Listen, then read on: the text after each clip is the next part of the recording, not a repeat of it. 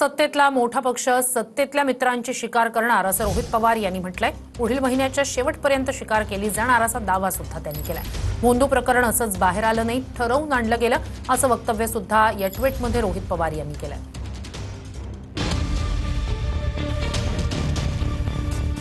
सत्तेतील मोठ्या पक्षाकडूनच सत्तेतील मित्रांची शिकार केली जाणार असल्याचा दावा रोहित पवार यांनी केलाय। महायुतीवर बोलताना रोहित पवार यांनी नाशिकमधल्या भोंदूबाबा अशोक खरातचा उल्लेख केला। खरात प्रकरण असंच बाहेर आलेलं नसून ते ठरवून आणलं गेल्याचंही रोहित पवार यांनी आपल्या ट्विटमधून म्हटलंय। भाजपचे सत्तेतील मित्रपक्ष विरोधी पक्षाचे आमदार खासदार फोडणार अशा बातम्या बघितल्या, परंतु वस्तुस्थिती वेगळीच आहे। पुढील महिन्याच्या शेवटपर्यंत सत्तेतल्या मोठ्या पक्षाकडून सत्तेतल्या मित्रांची शिकार केली जाणार असल्याची पक्की माहिती आहे। महाराष्ट्राला काळीमा फासणारं भोंदू खरात प्रकरण असंच बाहेर आलेलं नाही, तर ठरवून आणलं गेलं।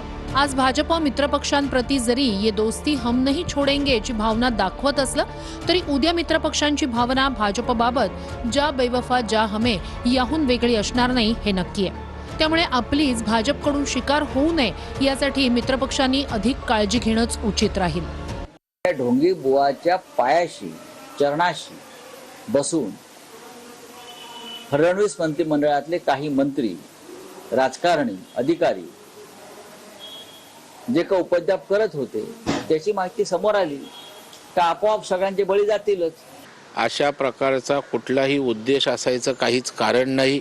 कुठल्याही उद्देशानं भोंदू खरातची चौकशी होत नाही तर या राज्यामध्ये तर अशा प्रवृत्ती जर त्या ठिकाणी पुढे येत असतील तर त्या ठेचून काढल्या पाहिजेत। ही भूमिका राज्याच्या मुख्यमंत्र्यांनी घेतलेली आहे आणि त्यातूनच भोंदू खरातचं प्रकरण हे बाहेर आलेलं